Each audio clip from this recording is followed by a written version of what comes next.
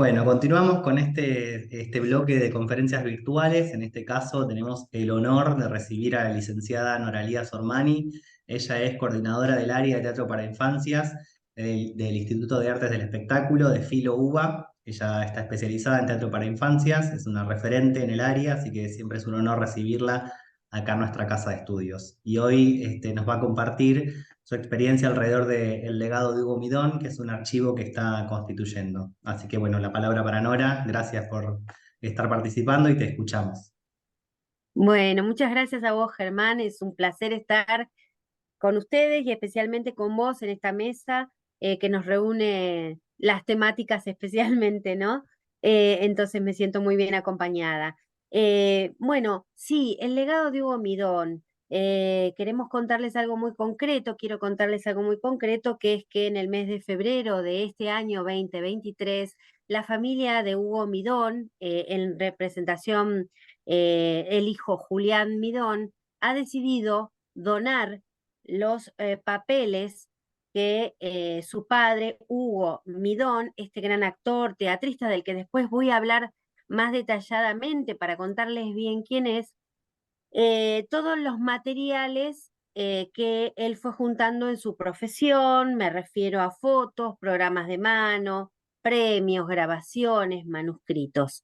Este legado, muy bien cuidado por Julián Midón, que también es músico y también trabaja en el ámbito teatral, lo ha decidido donar al Instituto de Artes del Espectáculo, doctor Raúl H. Castañino, de la Facultad de Filosofía y Letras de la Universidad de Buenos Aires. Y entonces, yo como coordinadora del área de teatro para las infancias, soy una especie de curadora, digamos, de ese material. Si bien el material no es solo de teatro para las infancias, porque también Midón, como después vamos a ver, transitó también por otras, por el teatro para adultos, él como actor en forma personal, previo a toda esta tarea que hizo con el teatro para las infancias, y también hizo televisión, que lo de la televisión sí está muy ligado al teatro, porque en realidad de lo que él hacía en la televisión venía, digamos, del mundo del teatro, ¿no? De sus creaciones teatrales. Pero para ir un poquito en orden, bueno, con sus premios estamos armando una vitrina para quienes visiten el instituto puedan ver esos premios, porque en el fondo es de todos, ¿no? De todos los que quieran investigar sobre este gran artista argentino, ¿no? Entonces están los premios, están a disposición estos papeles como para, digamos, contribuir a el estudio de este gran artista. Pero bueno, antes también quiero contarles un poquito del perfil de este creador, qué es lo que él decía sobre su propio arte, porque por suerte tuvimos muchos escritos de él, tuvimos muchos encuentros con él, muchos reportajes durante su vida, y entonces un poquito analizar también cuáles son esas ideas estéticas que a nosotros nos fascinan de Hugo Midón, ¿no? Su concepción de infancia, los temas que tocaba, cómo era como dramaturgo, cómo era como puestista en escena, ¿no? De diversos aspectos que sirvan para marcar o que las nuevas generaciones, sobre todo, que por ahí no lo conocieron, conozcan este perfil y por qué para muchos es el gran maestro, ¿no? Eh, Eso por un lado. ¿Por qué un gran maestro? Porque no ha pasado de moda. ¿Por qué? Porque su partener en la música, Carlos Gianni, sigue vivo, sigue trabajando y porque además muchos de sus discípulos están reestrenando y haciendo puestas en escenas de muchas de sus obras. Sin ir más lejos, en estas temporadas de vacaciones de invierno, esta temporada infantil tan fuerte, hay obras como Objetos Maravillosos, Narices, Bailando sobre la Mesa, es decir, se sigue haciendo Midón y luego de su muerte se siguió haciendo Midón, porque quedó esta semilla en muchos directores, en muchos actores, que va creciendo y sigue creciendo y lo seguimos recordando. Lo seguimos recordando también en esas obras porque la verdad que era un gran dramaturgo, ¿no? Así que quienes se entusiasmen con esta conferencia, con esto que estamos contando y no lo conozcan, traten de ver algunas de sus obras que todavía se siguen estrenando. Porque Hugo Midón es, para la cultura infantil de la Argentina y Latinoamérica, uno de sus más grandes referentes, como decía antes, ¿no? Midón fue un teatrista integral, porque era autor, actor y director. Y en realidad él nació en Lanús en 1944 y murió acá en la ciudad de Buenos Aires en 2011. Si bien comenzó haciendo a la par teatro para adultos, como decía antes, y también para niños, muy pronto se consagró casi absolutamente al arte de la escena infantil y lo llevó a sus máximas expresiones, ¿no? Vamos a nombrar algunas de las obras que él creó como dramaturgo y que a la vez dirigió en las puestas en escenas. La Vuelta Manzana es de 1970. Fíjense la franja tan grande que abarca su obra, ¿no? Cantando sobre la mesa en 1978, El Imaginario en 1980, Narices 1984, que como les decía es de 1984 y hoy 2023 se sigue haciendo, por supuesto en versión de otro director, ¿no? Vivito Coleando, que tuvo tres partes, uno, dos y tres, durante la época de 1989 a 1994. Popeye y Olivia en 1992, El gato con botas en 1993, Locos recuerdos, El salpicón, Stan y Oliver, que fue un gran homenaje al cine mudo, La familia Fernández, Objetos maravillosos, esos son del año 99, Huesito Caracú en el 2004, Derechos torcidos en el 2005, La Troupe sin fin en el 2008 y Playa Bonita en 2009. Así que desde 1970 a 2009, estuvo en la dramaturgia y en la dirección de sus propias obras. Y ahora, muchos años después, sus discípulos lo siguen revisitando y haciendo puestas en escena, ¿no? También, como les decía antes, hizo producciones de televisión, siempre, digamos, con las ganas de que en la televisión apareciera algo de esa teatralidad que él lograba sobre la escena, ¿no? Desde que empezó con todas estas obras, gozó del reconocimiento nacional e internacional. Así que, como les decía, que estamos armando una vitrina con los premios porque recibió durante su vida muchos premios. Pensemos que en aquellos primeros momentos, premiar el teatro infantil en las primeras épocas no era muy común. Entonces, realmente era alguien que se destacaba y podía llevar, como decíamos antes, el teatro para las infancias a su máxima expresión. El mérito, ahora ya sí, a ver, ¿cuál era el mérito de él? El mérito de Midón residió en exaltar entre los chicos y las chicas, a través de su arte, la sensibilidad espiritual y la solidaridad social, en profundizar el mundo de sus emociones y su inteligencia, sin reducir las capacidades del arte a los límites de la pedagogía.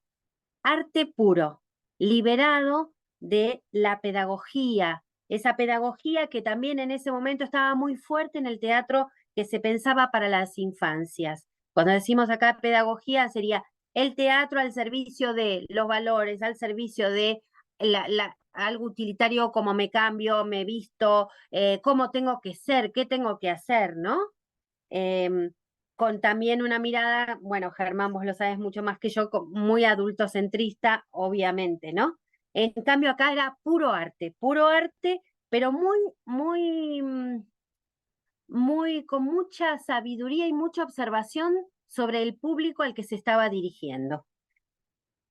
Entonces también en estas ganas de hacer arte con todas las letras, también el Teatro de Midón fue a la vez, y esto es muy importante en su obra, comentario de la realidad política de la actualidad de lo que estaba pasando, con fuertes e inteligentes críticas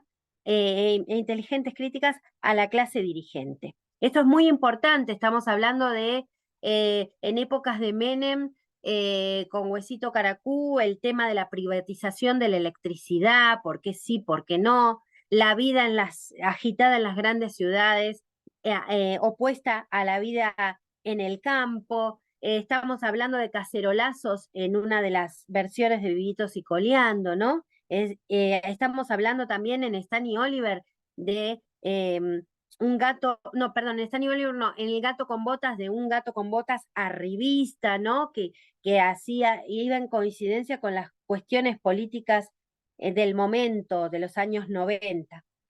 Pero a la vez, todo esto, toda esta dramaturgia, todo este pensamiento, esta concepción, a la vez estaba acompañado por un espectáculo musical de gran atractivo. ¿Por qué? Porque Carlo Giani, quien fue el que hizo las músicas de todos estos espectáculos, recurría a la mezcla de lenguajes. Y entonces, en vez de encontrarnos con la música de los musicales de Broadway, encontrábamos un espectáculo musical para niños con tango, chacarera, también con rumba, también con jazz, también con folclore, ¿no es cierto? Una mezcla de ritmos populares. También en su rol de director trabajaba mucho con los clichés del relato tradicional infantil, es decir, en todos sus espectáculos había una crítica a, digamos, a la tradición infantil en el teatro, y también la apelación a las imágenes sociales argentinas muy arraigadas, en ese momento Maradona, ¿no? Bueno, todo lo que tenía que ver con el fútbol, con las hinchadas, muy, muy argentino en ese sentido, y también trabajaba con los actores en distintos niveles, en distintos tonos, ¿no? Entre lo culto y lo popular. Bueno, interesantísimo, riquísimo todo lo que él hacía en todos estos espectáculos, de los que todos tenían un nivel muy, pero muy alto. Destacaba también objetos y aspectos reales subestimados por su simpleza, por su cotidianidad, y los combinaba con, como decía antes, esta observación de la situación política y social de nuestro país. Es decir, un género musical absolutamente argentino, absolutamente argentino. Entonces, Midón y su arte transmitía a estos pequeños espectadores una filosofía, podríamos decir, como que es útil en la vida hablar claro y sin vueltas para decir lo necesario, la necesidad de encontrarse afectivamente con los otros y no quedarse en casa, condenaba la alienación y el consumismo del fin de siglo, los excesos de mensajes publicitarios. Hay uno de sus temas que es el de los cartelitos que nos dicen dónde debemos ir, qué tenemos que hacer, para dónde es. Y bueno, hay tantos cartelitos, dice que yo quiero hacer lo que más me gusta y voy a elegir dónde quiero ir, ¿no? Todo esto que se condensaba en esa música tan atractiva de Carlos Giani. También recurría mucho, porque las obras de Midón tienen mucho humor, a la sátira, ¿no? Para rechazar la inmoralidad, la corrupción, como decía antes, sin esos ñoños didactismos que en algún lado estaban presentes, por supuesto, en el teatro para las infancias. Y entonces tenía él de esta manera una concepción de espectador muy especial, chicos abiertos y sensibles a propuestas claras, imaginativas, muy inteligentes. Y bueno, yo quiero citar en esta concepción de infancia, pero por él mismo, dicha en un reportaje que le hemos hecho, que le he hecho en una circunstancia para una revista que se llama Palos y Piedras, que se publicaba en el Centro Cultural de la Cooperación, donde, bueno, se le pregunta qué pasa con el espectador infantil, ¿no? El espectador niño y niña. Tengo gran admiración por los chicos. Ahora estaría diciendo por les chiques o chicas y chicos, porque era de avanzada absolutamente. Me cautivan su sencillez, su desenfado, su ingenua arbitrariedad, su potencia, su entrega y su mirada abierta a la realidad. Sé que de ellos puedo aprender mucho cada día. Me maravilla esa capacidad de síntesis que tienen y esa espontánea definición poética sobre las cosas y los hechos, ¿no? Los niños como observadores de la realidad que la elevan a algo poético, ¿no? envidio la creatividad que poseen y la habilidad para transformar el mundo. La precariedad no los vence nunca y saben hacer mucho con poco. Aman la amistad y saben demostrar sus sentimientos y alcanzar los objetivos que se plantean. Tienen el corazón abierto y el espíritu sensible frente a lo desconocido. Se aterran como cualquiera, pero mantienen intacta su curiosidad. Entre otras características de los chicos, me arrastraron estas y otras características de los chicos, me arrastraron a intentar mantener con ellos un diálogo de muchos años cada vez más fructífero.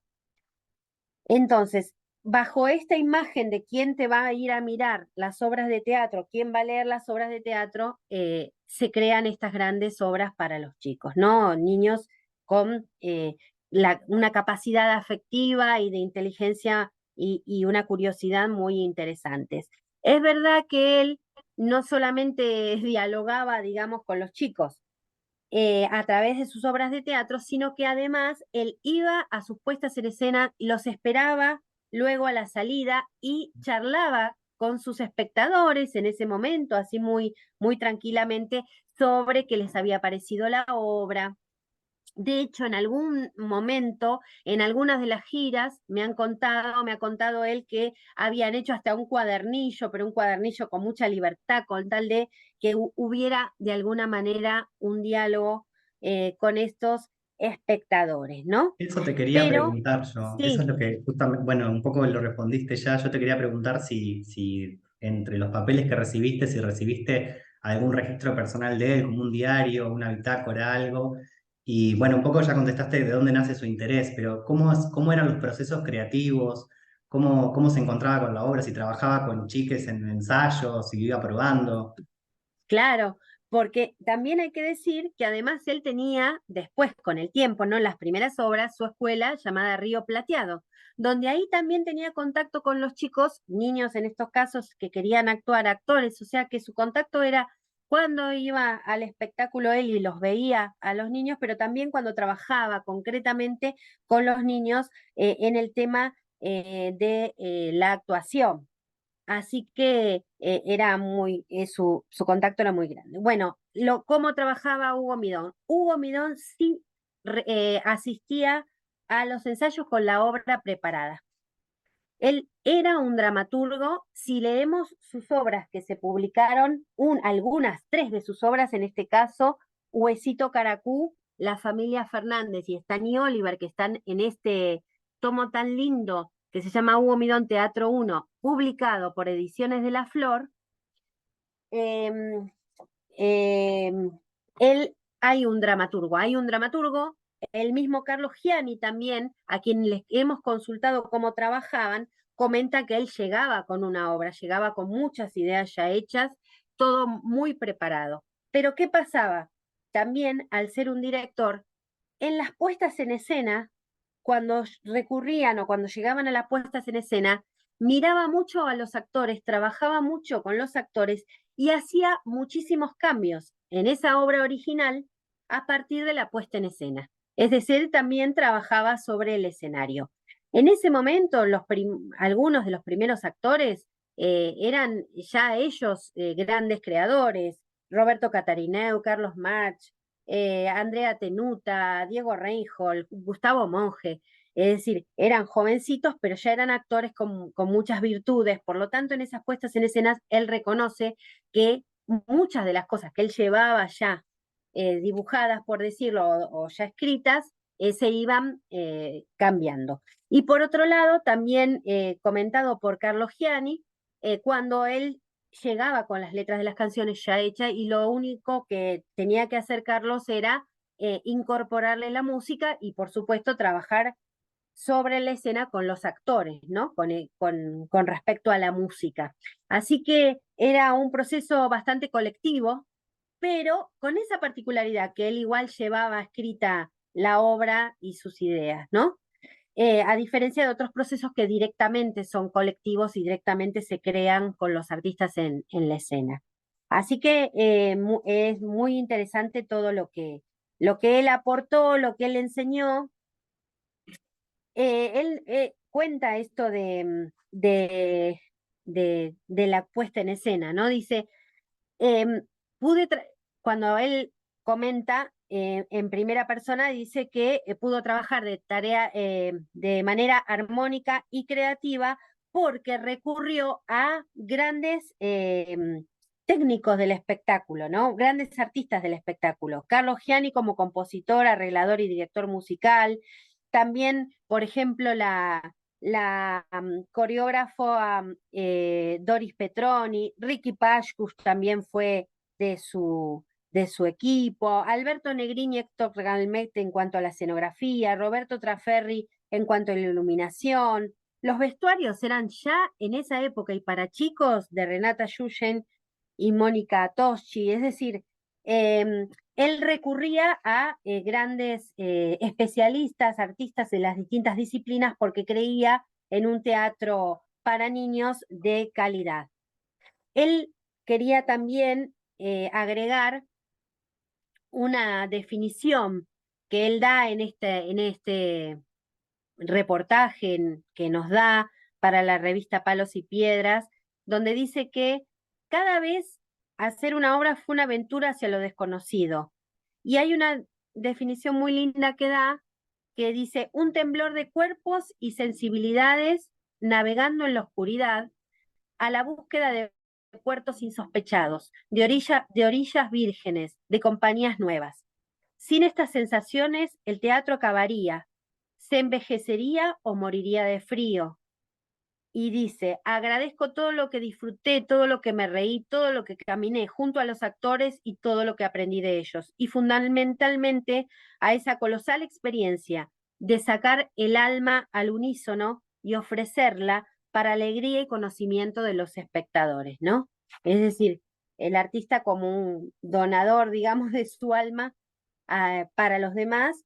Y bueno, como les decía antes, no solo lo hizo en el teatro para niños, también hizo teatro para adultos, mucho menos, por supuesto, y también trabajó en la televisión, que reconocía que los tiempos rápidos de la televisión y no a escala humana no era lo que más le gustaba, ¿no? Pero bueno, como a veces reproducían moldes que venían del teatro mismo, ya tenía, digamos, bastante teatralidad eso que presentaba en la televisión. Hay una investigadora que se llama Andrea Rur, que está estudiando todo lo que tiene que ver con Hugo Midón en la televisión, ¿no? El lenguaje televisivo.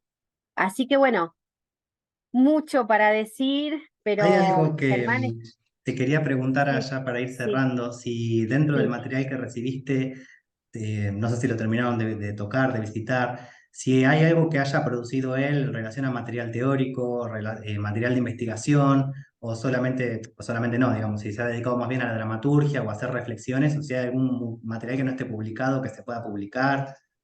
Sí, lo hay, porque bueno, hay muchas reflexiones, muchas reuniones, así que lo que vamos a hacer próximamente es poder aportar el inventario muy completo para que todos sepan qué es exactamente lo que hay, pero sí, sí, bueno, en estas entrevistas que le hacíamos ya había un teórico pensando, un artista investigador, digamos, pensándose a Claro. sí mismo y lo hay en este material que nos han dejado, que como te digo, en realidad ellos, Julián Mirón, junto con Lala Mendía, lo ordenaron, pero que básicamente era lo que él iba atesorando, consciente, digamos, de que estaba donando, digamos, un gran legado.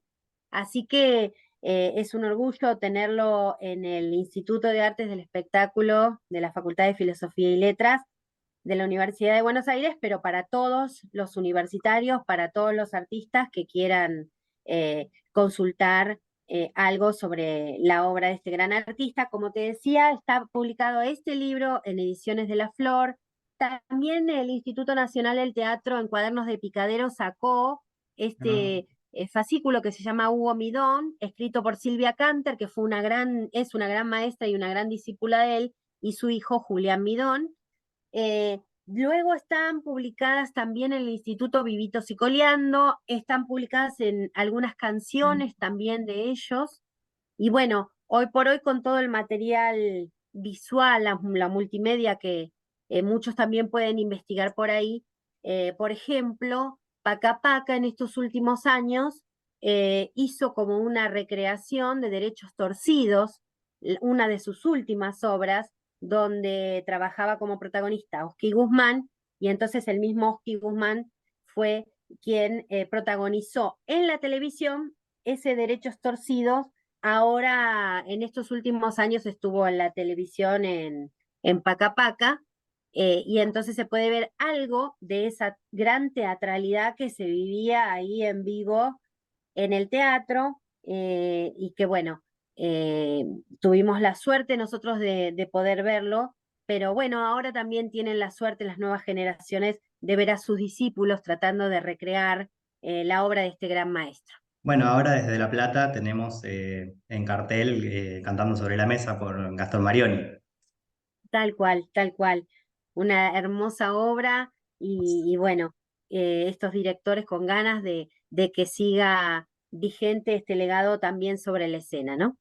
Sí, la verdad que es muy interesante el material con el que han dado, la mirada que le das vos también, por eso también quería que lo compartas. Me parece que está bueno que los referentes o lo que ha sido su referente, digamos, no se pierdan en el tiempo por las miradas históricas que le damos a las cosas. Así que para cerrar, te invito a que nos digas, bueno, más o menos cuándo tienen proyectado terminar de ordenar o de presentarlo y cómo se puede dar con este material para visitarlo, con dónde se puede Sí, contactar. sí, estamos terminándolo y tratando de hacer un gran lanzamiento en septiembre para la primavera. Así que estamos organizando todo para eso, para en septiembre darlo a conocer a toda la comunidad.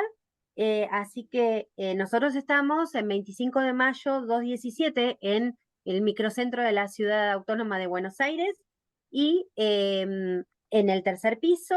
Y bueno, a partir de este lanzamiento que vamos a hacer, por supuesto lo pueden venir a visitar y organizamos una reunión para poder mostrarles a todos los que quieran ese material con muchísimo gusto, porque en realidad al estar en una universidad, este material es de todos. Bueno, Nora, muchísimas gracias por tu trabajo, por tu tiempo y tu calidez de siempre. Bueno, y quienes quieran pedir su certificado de asistencia pueden hacerlo al link que está en comentarios. Y bueno, agradecerle a Nora nuevamente por esta parte del bloque de conferencias virtuales y quienes estén en La Plata nos encontramos para las actividades presenciales de la tarde. Muchas gracias, Nora. Gracias a vos siempre, ¿eh? Gracias.